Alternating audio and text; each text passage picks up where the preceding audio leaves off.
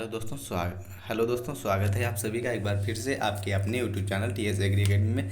दोस्तों, हम लाए हैं आप सभी के लिए फंडामेंटल ऑफ प्लांट ब्रीडिंग की आपकी पूरी किताब का निचोड़, जो आपका पूरी बुक है दोस्तों। पूरी की पूरी बुक का टॉप 100 क्वेश्चन हमने निकाले हैं, जिनके बारे में हम लोग डिस्कस करेंगे आपके अगले एग्जाम को देखते हुए।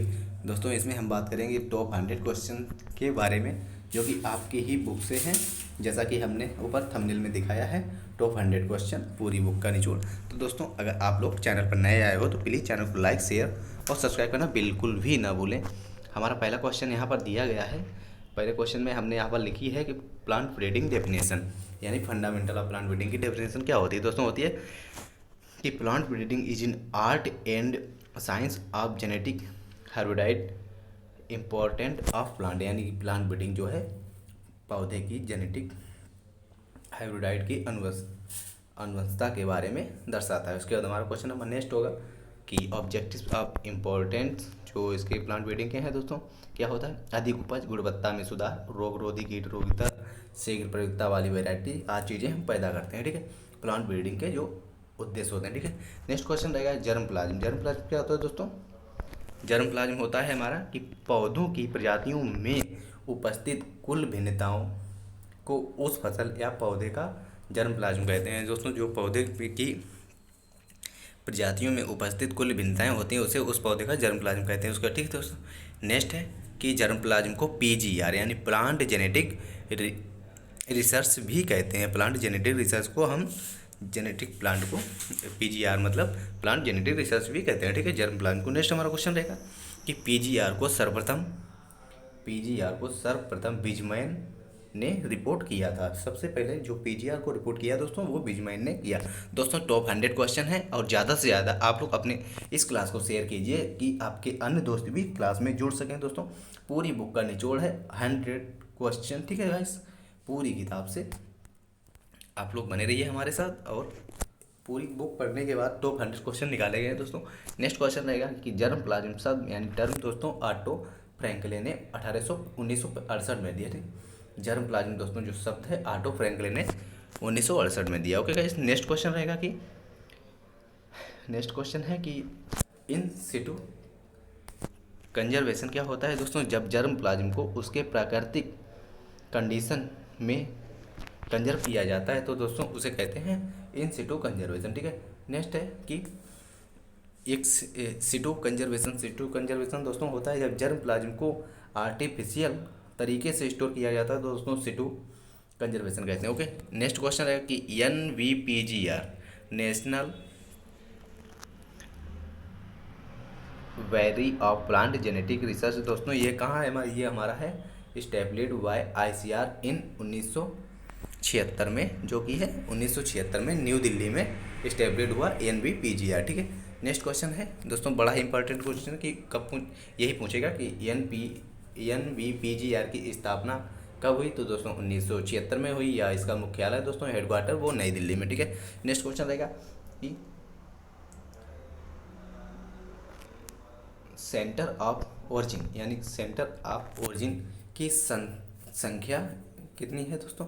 तो वो है ANI बेबीलोन के थ्रो, जो कि थी 8। ठीक है, 1936 में बेबीलोन के द्वारा 8 बताई गई। नेक्स्ट क्वेश्चन हमारा रहेगा कि जबकि 1935 में सेंटर ऑफ ओरिजिन को 11 केंद्रों में बांट दिया गया। ठीक है, पहले तो बेबीलोन के अनुसार 8 थी, उसके बाद 1935 में 1926 में 8 तथा 1935 में इसने 11 कर दिया। इसका नेक्स्ट क्वेश्चन रहेगा कि एपोमिक्स क्या होता है दोस्तों। असंग जनन एपोमिक्स जब जीव का विकास बिना निषेचन के होता है दोस्तों, उसे कहते हैं एपोमिक्स। ठीक है, जब जीव का विकास बिना निषेचन के होता है उसे हम लोग उस दशा को एपोमिक्स कहते हैं। ठीक है, नेक्स्ट है कि एपोमिक्स का अध्ययन सर्वप्रथम ब्रिंकलर ने 1908 में किया। ठीक है, ब्रिंकलर ने 1908 में एपोमिक्स का अध्ययन किया। ठीक है दोस्तों, क्वेश्चन नंबर नेक्स्ट पे चलते हैं।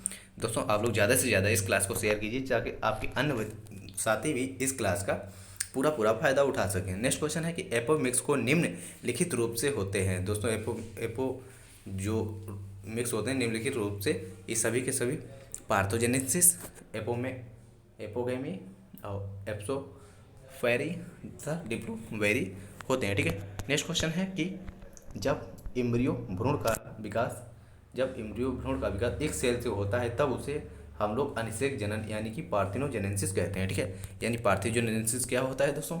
पार्थिनोजेनेसिस जो होता है उसे कहते हैं कि जब एम्ब्रियो यानी कि भ्रूण का विकास एक सेल से होता है उसे हम लोग पार्थिनोजेनेसिस कहते हैं। ठीक है, क्वेश्चन नंबर नेक्स्ट रहेगा कि जब एम्ब्रियो का विकास एंटीपोडल सेल से अथवा एपिपोडल सेल से होता है तो उसे क्या कहते हैं दोस्तों? उसे कहते हैं एपोगेमी। ठीक है, उसे एपोगेमी कहते हैं। जबकि जब एम्ब्रियो का विकास एंटीपोडल सेल से होता है दोस्तों उसे एपोगेमी कहते हैं। ठीक है, नेक्स्ट हमारा क्वेश्चन रहेगा कि जब भ्रूणकोष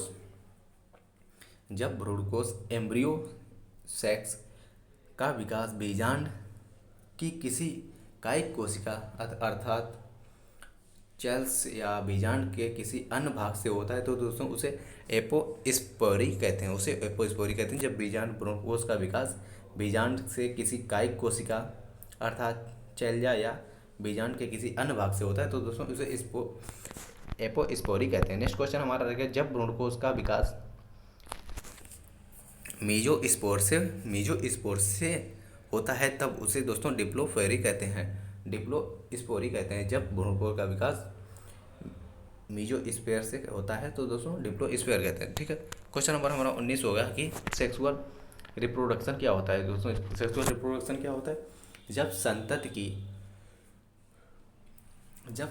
की पैरोगेमी की उत्पत्ति नर एवं मादा युग्म अथवा निषेचन से होती है तो उसे दोस्तों सेक्सुअल रिप्रोडक्शन कहते हैं।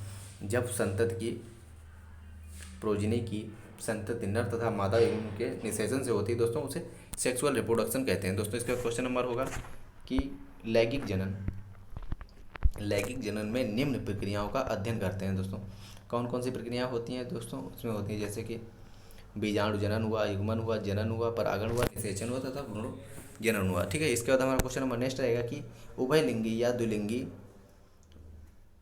हर्माफ्रोडाइट या वेसिकुलर पुष्प इनमें से पौधे के प्रत्येक पुष्प में पुंकेसर स्त्री केसर दोनों उपस्थित होते हैं। जो दोस्तों हर्माफ्रोडाइट होते हैं उसमें पुंकेसर तथा स्त्री केसर दोनों उपस्थित होते हैं, जैसे पपीते के कुछ किस्में तथा पूसा मजेस्टी या डेलिसियस जो है ये हर्माफ्रोडाइट किस्में होती हैं। ओके, जिसमें नर और मादा भाग दोनों एक ही पर पाए जाते हैं, उभयलिंगी या द्विलिंगी कहलाते हैं। ठीक है, क्वेश्चन नंबर नेक्स्ट होगा कि एक लिंगी पुष्प यूनिसेक्सुअल फ्लावर जब केवल पुष्प में एक ही जननांग उपस्थित होता है दोस्तों उसे यूनिसेक्सुअल कहते हैं। ठीक है, जब पुष्प में एक ही जननांग हो तो उसे यूनिसेक्सुअल। ठीक है, नेक्स्ट क्वेश्चन होगा कि एक लिंगी यानी डाइनो गैसियस प्लांट जो होते हैं दोस्तों जब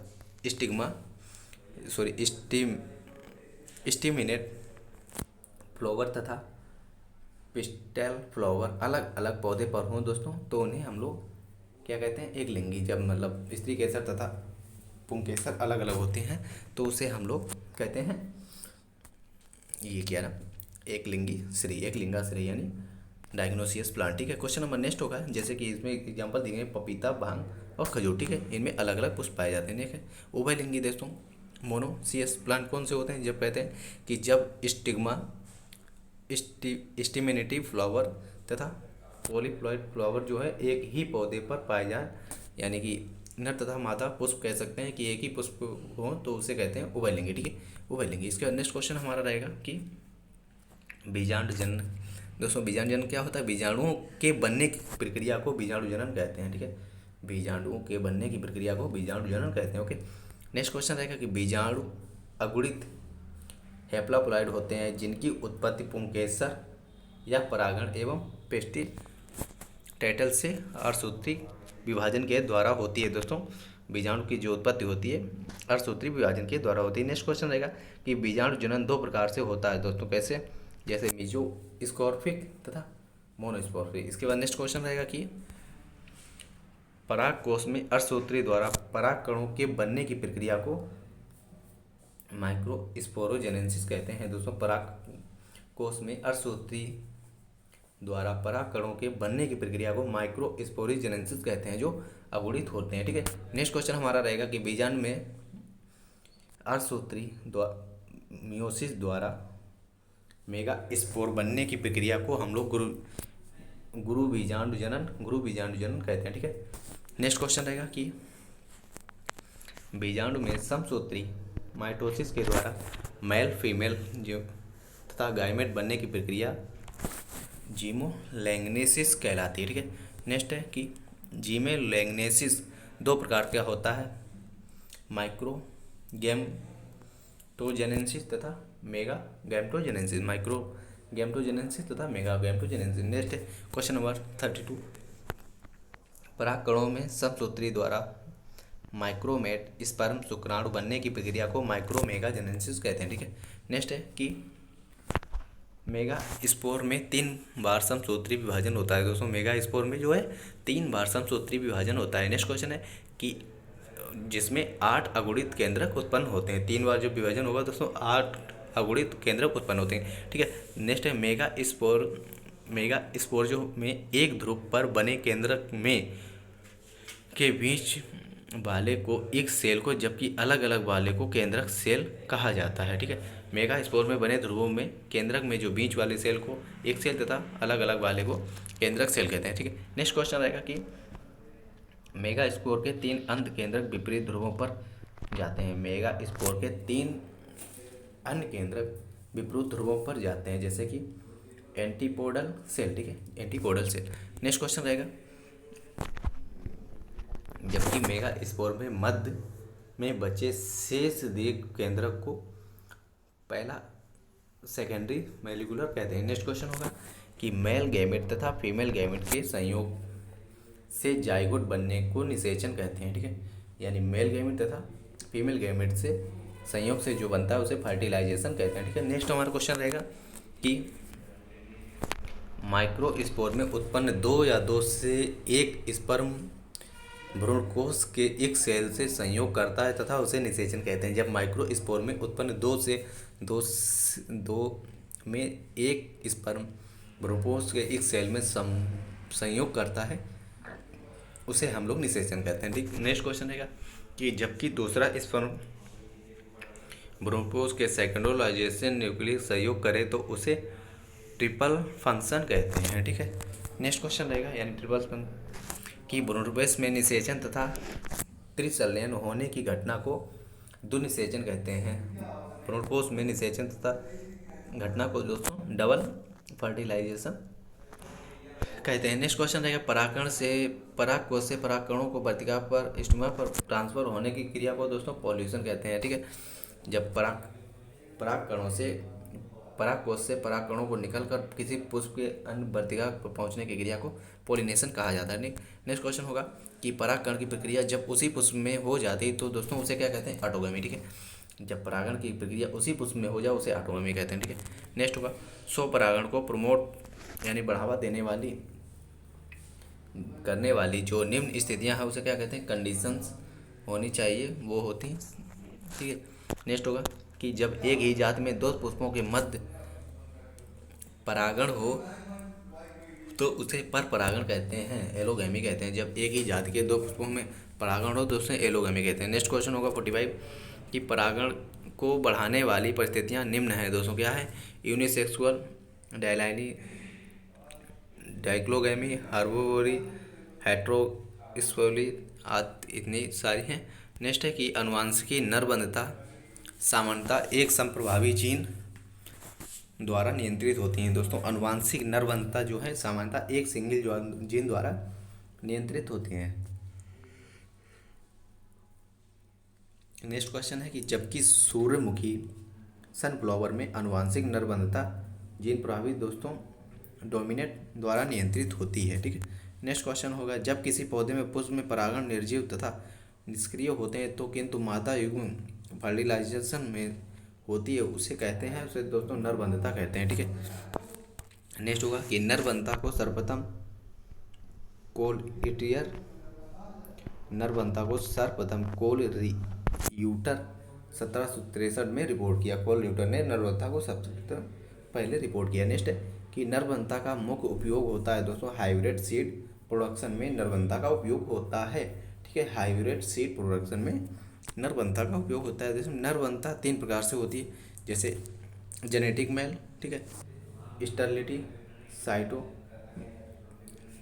साइटोप्लाज्मिक यमस। ठीक, ये सारे 3 प्रकार की नरबंधता होती है। नेक्स्ट है कि अनुवांशिकी नरबंधता प्रायः आनुवांशिकी नरवंशता प्रायः न्यूक्लियर जीन द्वारा नियंत्रित होती है दोस्तों। आनुवांशिकी नरवंशता जो है दोस्तों वो न्यूक्लियर जीन द्वारा नियंत्रित होती है। नेक्स्ट है कोशिका द्रव्यीय नरवंशता साइटोप्लाज्मिक मेल स्टेरिलिटी प्रायः साइटोप्लाज्मिक जीन द्वारा नियंत्रित होती है। ठीक है।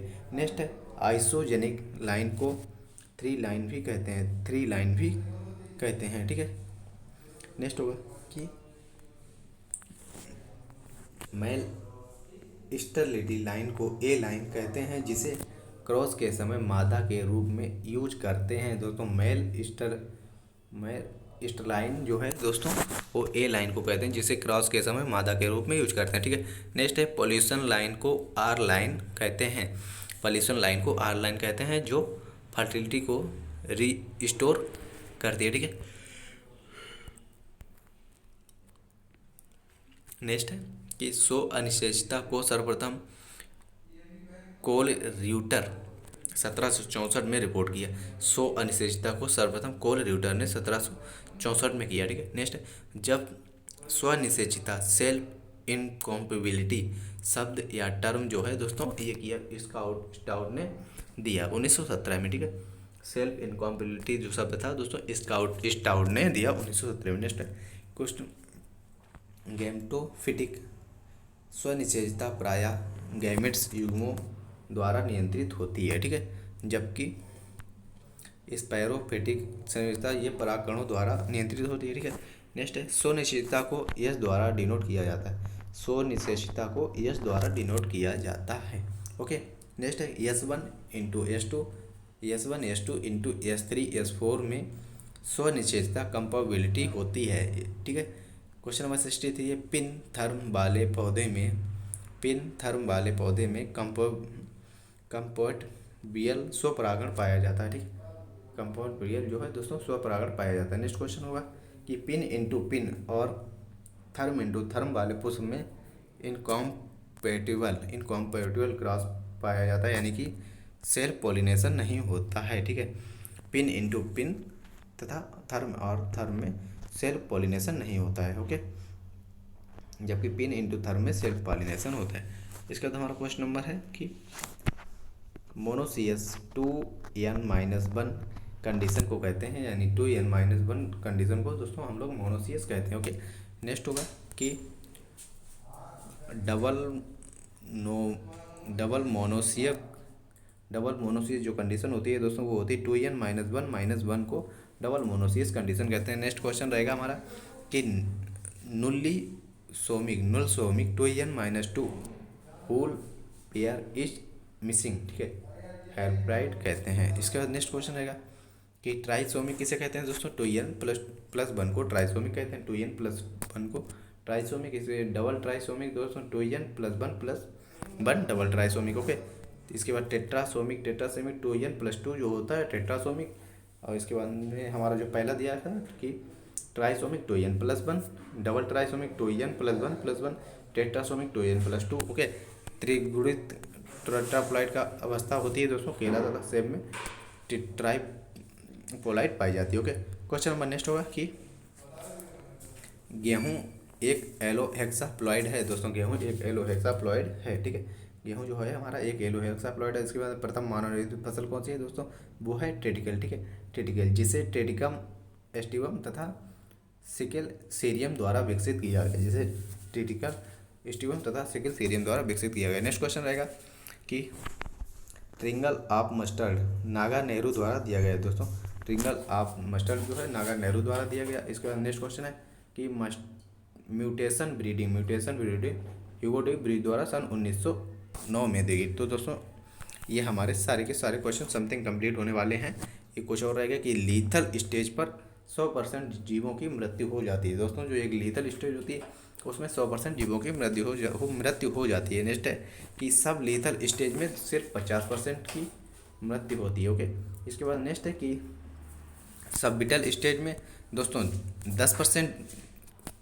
10% जीवों की मृत्यु होती है इसमें तथा वाइटल स्टेज पर नो डेथ यानी किसी की भी वाइटल स्टेज पर मृत्यु नहीं होती है। ठीक है। नेक्स्ट है कि नॉन आइसोजेनिक रेशियो का उदाहरण है दोस्तों वो है परावैंगनिक किरणें। नॉन ऑग्नीशियस रेशियो का उदाहरण जो दोस्तों पराबैंगनी किरण है। इसके बाद शुद्ध बंधक्रम सर्वप्रथम सिद्धांत दिया दोस्तों, वो दिया जॉनसन ने सन 1903 में। 1903 में जॉनसन ने 1903 में दिया शुद्ध बंधक्रम सिद्धांत। ठीक है। नेक्स्ट है कि बैक क्रॉस में यौवन पीढ़ी का संस्करण किसी एक पितृजनक से कराते हैं। बैक क्रॉस में यौवन पीढ़ी का संस्करण किसी एक पितृ से कराते हैं। ठीक है। नेक्स्ट होगा कि जब टेस्ट क्रॉस में उसके रिसीविव पेरेंट अप्रभावी जनक से कराते हैं। ठीक है। तथा टेस्ट क्रॉस में उसके रिसीव जो है अप्रभावी जीन से कराते हैं। ठीक है। नेक्स्ट है कि सिंगल क्रॉस हाइब्रिडाइज का सूत्र दोस्तों क्या होता है। सिंगल क्रॉस हाइब्रिडाइज का सूत्र क्या होता है, वो होता है n कोष्टक n-1/2। ठीक है। n कोष्टक n-1/2। ठीक है। सिंगल क्रॉस में होता है। इसके बाद में अगर डबल क्रॉस में पूछा जाए तो दोस्तों डबल क्रॉस में क्या होता है, डबल क्रॉस में होता है n कोष्टक n-1 कोष्टक क्लोज इंटू n-2 फिर n-3/8। ठीक है, /8। ये जो होता है डबल क्रॉस में होता है। ठीक है कि n-1 in bracket into n-2 in bracket into n-3 in bracket /8 double cross का होता है दोस्तों। ठीक है। नेक्स्ट होगा ट्री वे क्रॉस का क्या होता है दोस्तों, n और n-1 इंटू n-2/2 ये थ्री वे क्रॉस हो जाता है। दोस्तों अगर आपको वीडियो पसंद आई हो तो प्लीज़ चैनल को लाइक शेयर सब्सक्राइब करना बिल्कुल भी ना भूलें और अपने हर एक दोस्त के पास शेयर करें ताकि उन सभी को इस चीज़ का लाभ मिल सके। Okay guys, thanks for watching. तो मिलेंगे आप लोगों को एक नए वीडियो में, तब तक के लिए धन्यवाद। हमें दीजिए इजाज़त। ओके।